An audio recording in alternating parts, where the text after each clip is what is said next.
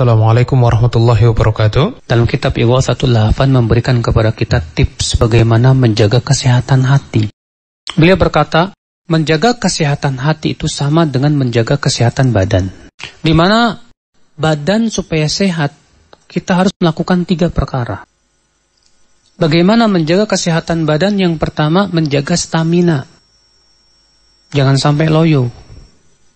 Sebab kalau stamina kita loyo, penyakit mudah masuk.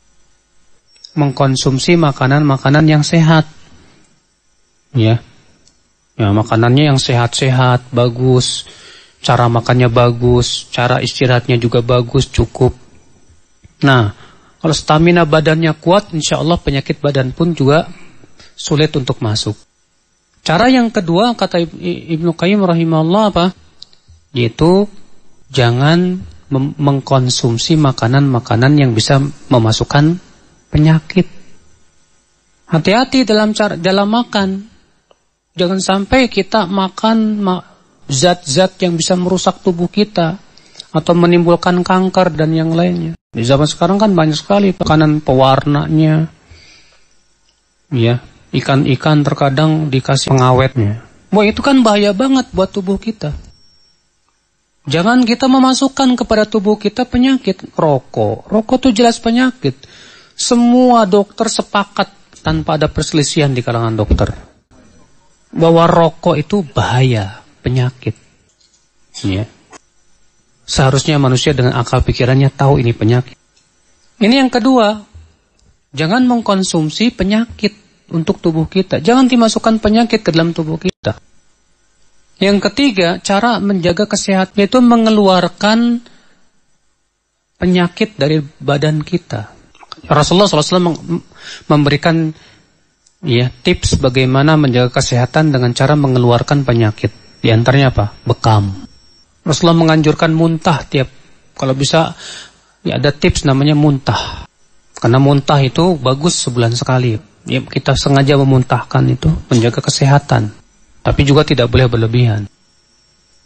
Nah, perhatikan 3 tips kesehatan ini kata Ibnu Qayyim. Tip yang pertama, menjaga stamina badan. Tip yang kedua, jangan mengkonsumsi penyakit.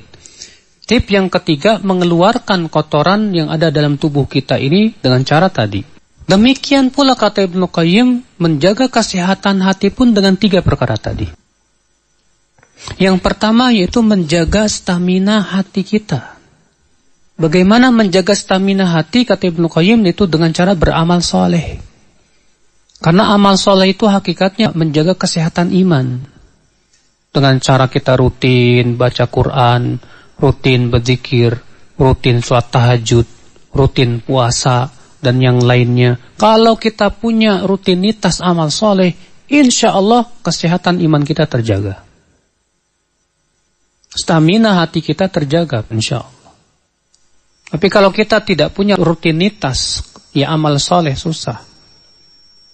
Makanya Rasulullah SAW bersabda, sebaik-baik amal itu yang rutin, walaupun sedikit. Dan tentunya Pak, di dalam beramal soleh, orang tuh bermacam-macam. Ada orang yang beramal soleh kuatnya di puasa, ada orang yang beramal soleh kuatnya dalam infak, ada orang yang beramal soleh kuatnya dalam sholat, ada orang yang beramal soleh kuatnya dalam zikir kepada Allah Subhanahu Wa Taala. Nah, sekarang kita lihat, kita apa yang kita kuat padanya untuk beramal soleh. Tips yang kedua, jangan mengkonsumsi sesuatu yang bisa merusak hati, maksiat. Sebab kalau kita mengkonsumsi maksiat, hati kita lemah.